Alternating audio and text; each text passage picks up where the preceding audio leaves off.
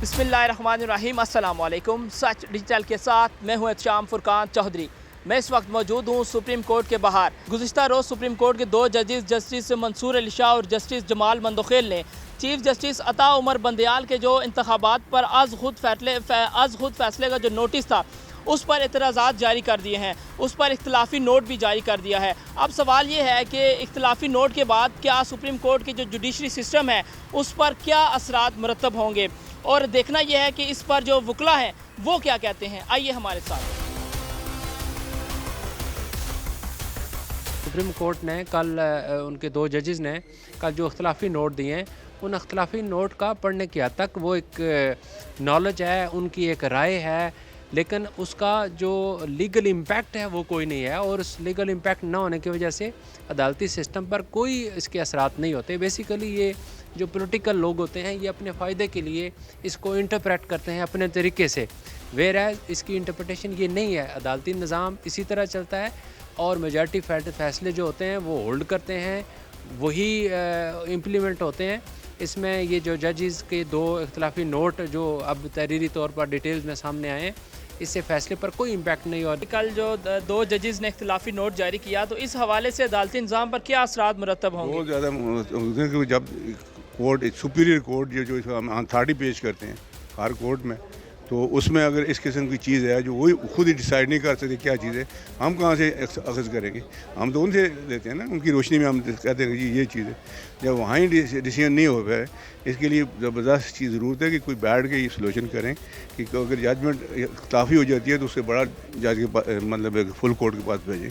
ये नहीं कि एक बंदा अपनी मर्ज़ी करे, ये चीज़ नहीं। सर मुझे बताइएगा कि इससे अदालती निज़ाम पर क्या असरात मुरतब होंगी? मैं नहीं समझता जी। अगर तो फुल बेंच इस चीज़ का ये डिसीजन दे देते हैं तो डेफिनेटली ये जो एक इबहाम जो जिसे कहा जा रहा है कि जी कि जो जज साहब की अपना व्यू है, देखें आप जज का इख्तलाफ करना जो है ये इसलिए बेंच यही होता है, जो 3 और 5 बेंच बनते हैं वो यही होता है कि जो मेजॉरिटी होगा वो प्रिवेल करेगा। तो इसको कभी भी इस चीज़ को उसमें ना लेकर, उस कंटेक्स्ट में ना लीजिएगा कि ये जो है अदालती इसको सिस्टम को या जुडिशल सिस्टम को डिरेल करना।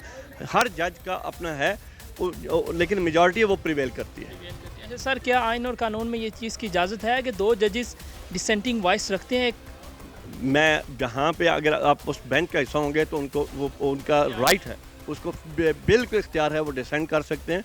और यही होता है जी इस वाई आप अब ये एक होता है कि एज ए होल्ड किसको डिसाइड कर देना, या अगर करते हैं तो जो मेजॉरिटी होती है वो प्रिवेल करती है। अदालती निज़ाम पर कोई असरात मुरतब होंगे इससे? होंगे, ज़रूर होंगे इसमें, क्योंकि जब से जो है ना ये हमारा आइन बना है, हमारा जुडिशल प्रोसेस है, इसमें ये from since beginning since existence of हमारा जो मुल्क बना है उस वक्त से जो है ना, जब से ये अदालती निज़ाम जो है ना वो शुरू हुआ है, उस वक्त से जो है ना ये फ़ैसले होते रहते हैं सुप्रीम कोर्ट के। और इसमें जो जजेस लार्जेस्ट बेंच है या जो भी है, इसमें जजेस के इख्तलाफी नोट भी आते हैं। और ये ज़रूरी एक मैंडेटरी जो है ना एक प्रोविज़न है, हिस्सा है अदालती निज़ाम का।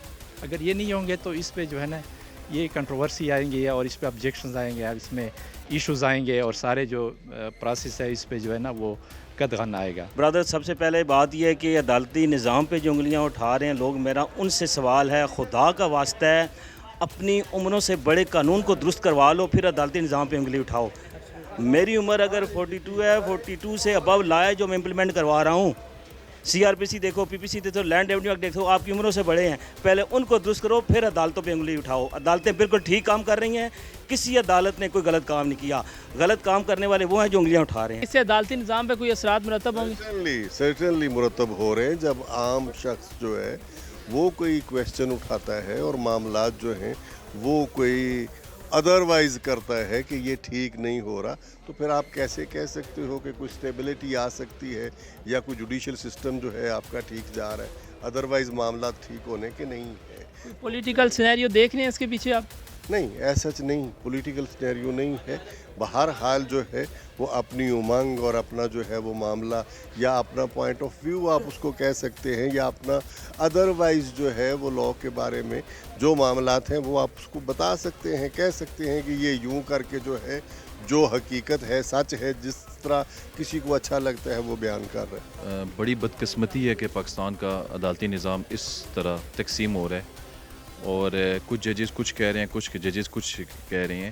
میرے سمیت قانون کا ہر طالب علم یہ بات کل سے سمجھنے کے تاثر قاصر ہے کہ فیصلہ ہے کیا, آیا فیصلہ 5-3-2 کا ہے یا 4-3 کا ہے.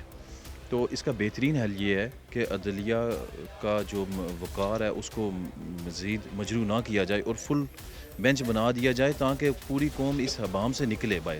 اور جو عدلیہ کا جو کام ہے وہ کریں, یہ گورنمنٹ لیول کے کام ہیں, یہ ان کو کرنے دیں. آپ کا جو کام ہے انصاف دینا, وہ کام کریں آپ. نہیں ہوں گے کیونکہ آج بھی جسٹس منصور علی شاہ کا, جسٹس جمال مندوخیل نے جو آبزرویشن دی ہے وہ یہ دی ہے کہ جی یہ سپریم کورٹ کا انٹرنل معاملہ ہے اور آپ گورنمنٹ جو ہے یا اٹارنی جنرل صاحب جو ہیں وہ یہ بتائیں کہ جی 90 دن میں آپ نے الیکشن کروانے ہیں, آپ پابند ہیں کانسٹیٹیوشنلی یا نہیں ہیں. تو وہ تو معاملہ وہ ہے. عدالتی نظام پہ کیا اثرات مرتب ہوں گے, جیسے پارلیمنٹ کا جوائنٹ سیشن بھی ہوا اور وہاں پہ کچھ آوازیں یہ بھی اٹھی کہ چیف صاحب کی پاورز کرٹیل ہونی چاہیے ریگارڈنگ دی سو موٹو. تو ہم بھی یہ سمجھتے ہیں ایک لمبے عرصے سے کہ chief justice is not a monarch اور وہ پارلیمنٹری سسٹم ہے ہمارا, اور پارلیمنٹ جب سپریم ہے تو ساری سپریشن آف پاورز کے تحت ہر ادارے کو اپنی حدود میں رہنا چاہیے اور کچھ پاورز جو ہیں وہ کرٹیل ہونی چاہیے. The one should be answerable to someone. عدالتی نظام پر کیا اثرات مرتب ہوں گے, کوئی پازیٹیو آپ دیکھ رہے ہیں یا نیگیٹو دیکھ رہے ہیں؟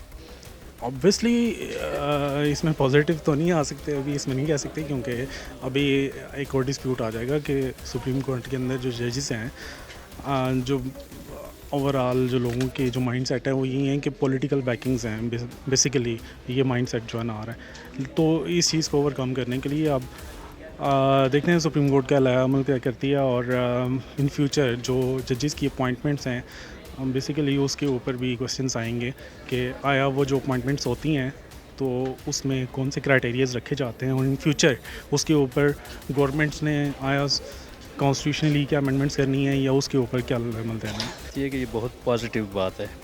یہ عدلیہ جو ہے یہ فوج کی طرح نہیں ہوتی کہ جہاں پہ چین آف کمانڈ کی خاطر لوگ اپنی رائے کی قربانی دیتے رہیں. یہ آزاد عدلیہ کا مطلب یہ ہوتا ہے کہ جہاں ججز اختلاف کرتے ہیں, جہاں فیصلوں سے ڈیفر کرتے ہیں, وہ اپنی رائے کا کھل کے اظہار کرتے ہیں.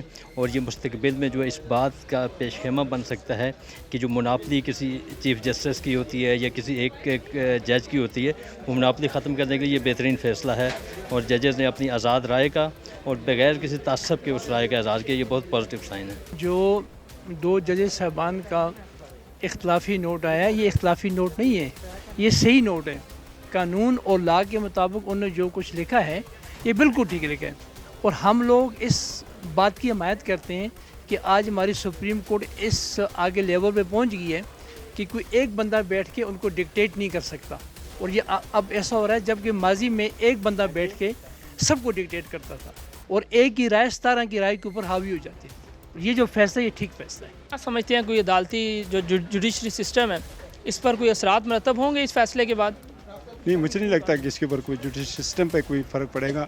البتہ یہ ہے کہ چیف جسٹس صاحب کو یہ چاہیے کہ وہ ایک فل بینچ بٹھائیں اور یہ جو اختلافی ایشو بن رہے ہیں ان کے اوپر ایک فل بینچ کے ذریعے فیصلہ کروائیں تاکہ یہ ہمیشہ کے لیے یہ مسئلہ حل ہو جائے. دفعہ ہوا ہے کہ سپریم کورٹ میں اتنے بڑے فیصلے میں 2 ججز نے بالکل اختلاف رائے میں بتایا, اور ان 2 نے نہیں بتایا, آلریڈی 2 ججز جو جس میں عطر من اللہ صاحب اور ہمارے دوسرے سینئر جج تھے انہوں نے بھی اس کو ریجیکٹ کیا. تو اٹس مینس اس کا اثر تو اس لیے بھی پڑے گا نا کہ ایک سپریم کورٹ آپس میں اب آپ واضح طور پہ ڈیوائڈ کی طرف جائے گا. واضح طور پہ ان کے جو ڈیسیجن ہے اس میں فرق آ رہا ہے کہ 4 ججز ایک طرف ہے اور 3 ججز کا فیصلہ ایک طرف آ رہا ہے. تو اس کا اثرات اس لیے بھی پڑیں گے کہ آنے والے ٹائم میں جب, کیونکہ یہ جو ہمارے چیف جسٹس صاحب ہیں یہ ستمبر تک ہیں, اس کے بعد قاضی فائز عیسیٰ صاحب آئیں گے, اس پہ وجہ سے بھی ایک جو سینیریو ہے وہ چینج ہو جائے گا.